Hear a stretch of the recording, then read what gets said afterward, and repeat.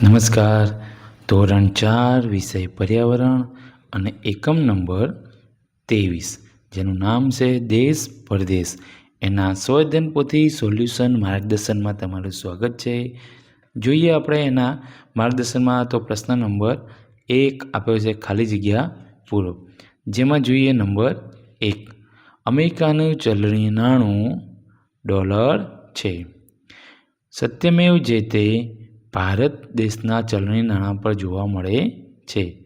Rouble વડે Russia દેશની બજારમાં ખરીદી કરી શકાશે. 500 રૂપિયાની ચલણી નોટ પર ગવર્નરની સહી હોય છે. ચીન દેશના પ્રવાસ દરમિયાન યુઆન જરૂરી ખર્ચ માટે આવશે. પ્રશ્ન નંબર 2.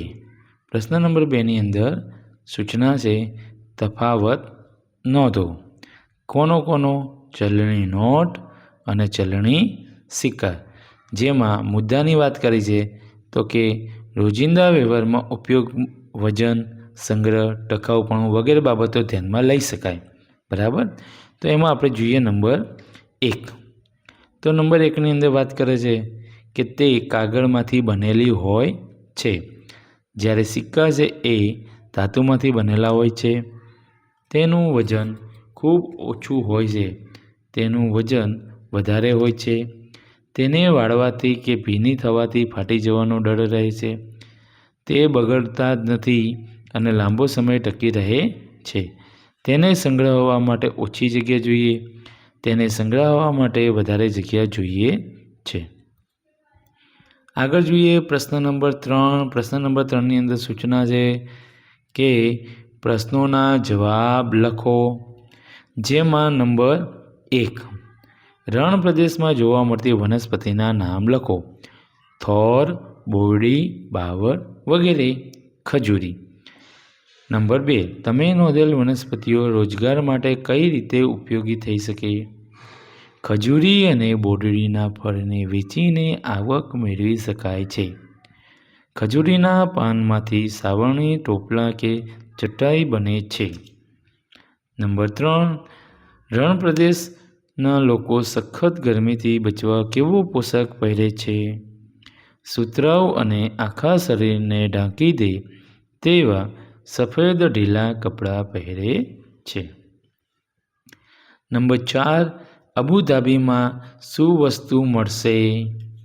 પાણી કે પેટ્રોલ? શા માટે?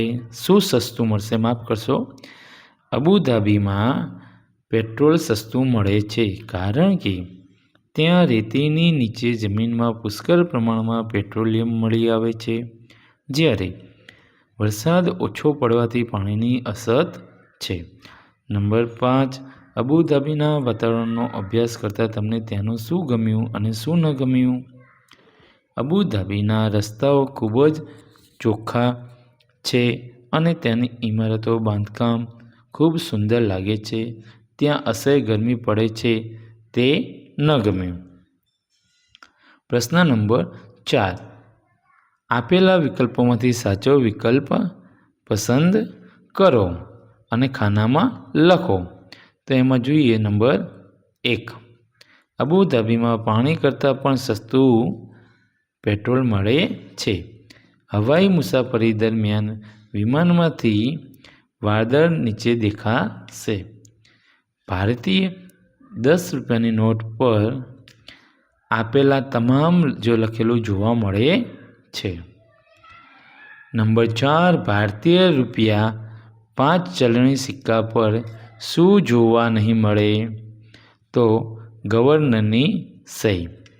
નંબર 5, રૂપિયા 500ના મૂલ્ય સાથે નીચેનો કયો વિકલ્પ સમાન મૂલ્ય ધરાવશે? આપેલા તમામ. પ્રશ્ન નંબર 5 કીધું છે કે ખોટા શબ્દ ચેકી નાખો. તો એમાં આપણે સૌપ્રથમ આસોપાલવ. ખજૂરી રણ પ્રદેશમાં જોવા મળશે.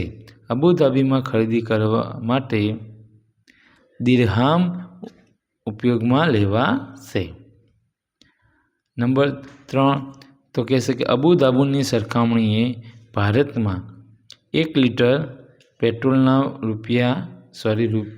પૈસા વધુ ચૂકવવા પડશે. શ્રીનગરમાં ઠંડુ વાતાવરણ અનુભવાશે. રણ વિસ્તારમાં ચેકી નાખવાનું, જંગલ વિસ્તારમાં વધુ વરસાદ પડે છે. પ્રશ્ન નંબર 6. લાગુ પડતી વિગત માટે યોગ્ય ખાનામાં ટીક માર્ક કરો. લાગુ પડતી એટલે અહીંયા આપણને આપેલી છે વિગત: રનવે, ડ્રાઈવર, એરપોર્ટ, સડક માર્ગ, બંદર, પાયલોટ ને કેપ્ટન. અહીંયા આપેલું છે હવાઈ મુસાફરી, દરિયાઈ મુસાફરી અને જમીન મુસાફરી. તો જે લાગુ પડતું હોય એ આપણે ટીક કરવાનું છે. હવે અહીંયા જોઈએ રનવે, તો ક્યાં લાગુ પડે? હવાઈ સફરમાં, બરાબર. તો રનવે હવાઈ સફર. ત્યાર પછી ડ્રાઈવર તો કે જમીન મુસાફરી, એરપોર્ટ હવાઈ મુસાફરી, સડક માર્ગ જમીન મુસાફરી, બંદર દરિયાઈ મુસાફરી, પાયલોટ હવાઈ મુસાફરી, કેપ્ટન દરિયાઈ મુસાફરી. આગળ જોઈએ તો ટિકિટ બારી. તો ટિકિટ બારી ક્યાં લાગુ પડે? તો કે ટિકિટ બારી તો ત્રણેય જગ્યાએ હોય, એટલે ટિકિટ બારી. ત્યાર પછી પુલ, સડક માર્ગ, ફાટક સડક માર્ગ, પ્લેટફોર્મ સડક માર્ગ અને કંડક્ટર સડક માર્ગમાં આવે. પ્રશ્ન નંબર 7. પ્રશ્ન નંબર 7ની અંદર કીધું છે કે મને ઓળખો. પ્રશ્ન નંબર 7ની અંદર મને ઓળખોમાં પહેલાં આપણે લઈએ, હું રણ પ્રદેશમાં રોજગાર મેળવવા માટેનું મુખ્ય વૃક્ષ છું? ખજૂરી. હું રણના જહાજ તરીકે જાણીતું છું? ઊંટ. હું અબુધાબીમાં વપરાતું ચલણી નાણું છું? દિરહામ. એક દેશમાંથી બીજા દેશમાં ઝડપી મુસાફરી માટે મારો ઉપયોગ થાય છે? વિમાન. હું વિમાનને ઉડવા ઉતરવા માટેનું સ્થળ છું? એરપોર્ટ. આ વિડીયો તમારા માર્ગદર્શન માટે બનાવ્યો છે. તમારે માર્ગદર્શન મેળવવાનું છે. અને જુઓ, સારા અક્ષર, સુંદર અક્ષર અને ચેકચાક વગર લખવું, એ પણ એક અહીંયા ધ્યાન રાખવું. તમને એ નમૂના રૂપ આપવામાં આવ્યું છે. પ્રશ્ન નંબર 8. પ્રશ્ન નંબર 8ની અંદર કીધું છે કે આપેલા મુદ્દા ધ્યાનમાં રાખી વિસ્તાર મુજબ માહિતી લખો. હવે અહીંયા આપણને કયા કયા મુદ્દા ધ્યાનમાં રાખવાના છે આપણે? તો જોઈ શકીએ છીએ ભાષા, ત્યાર પછી પોશાક, હવામાન, ચલણ, ખોરાક, પ્રદેશ અને વૃક્ષો. અને અહીંયા આપેલું છે ગુજરાત, અબુધાબી અને લદ્દાખ. એને ધ્યાનમાં રાખી અને આપણે લખવાના છે અહીંયા કેટલાક માહિતી. જેમ કે અહીંયા આપણે જોવી હોય તો જોઈ શકીએ કે પહેલી જ વાત કરીએ ભાષા. તો ભાષાની અંદર જોવું હોય તો શું આવે? તો કે ભાષામાં ગુજરાતી, અરબી અને લદ્દાખી. એવી જ રીતે આપણે જોઈએ પોશાક, તો ત્યાંનો પોશાક શું છે? તો ગુજરાતનો ધોતી, જબ્બો, સાડી, અબુધાબીનો હળવા સફેદ સુંદર કાપડ, ઊની કપડાં.